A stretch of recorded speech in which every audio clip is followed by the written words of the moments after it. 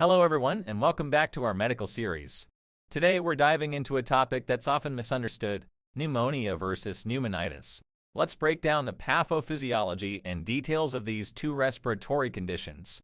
First, let's understand the basics. Our lungs are vital organs responsible for oxygenating our blood. They consist of airways, bronchioles, and millions of tiny air sacs called alveoli. Pneumonia is a common lung infection where the air sacs in one or both lungs become inflamed and filled with fluid or pus. This condition is primarily caused by bacteria, viruses, or fungi. On the other hand, pneumonitis, also known as interstitial lung disease, refers to inflammation of the lung tissue, particularly the interstitium. Unlike pneumonia, pneumonitis is not primarily due to infection, but rather triggered by various factors such as exposure to toxins, allergens, or radiation. Now let's delve deeper into the pathophysiology of each condition. In pneumonia, pathogens like bacteria or viruses invade the lungs, triggering an immune response.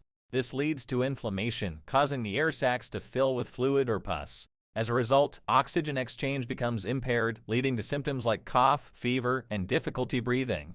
In pneumonitis, the inflammation primarily affects the interstitium, the space between the air sacs and blood vessels. This inflammation can be triggered by exposure to substances like asbestos, silica dust, or certain medications.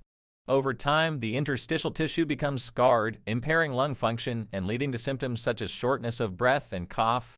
It's important to differentiate between pneumonia and pneumonitis because their treatments and outcomes vary. Pneumonia often requires antibiotics or antiviral medications, while pneumonitis may need corticosteroids or removal of the triggering agent. That wraps up our discussion on pneumonia versus pneumonitis. Remember, both conditions affect the lungs, but understanding their differences is crucial for accurate diagnosis and treatment. If you found this video helpful, don't forget to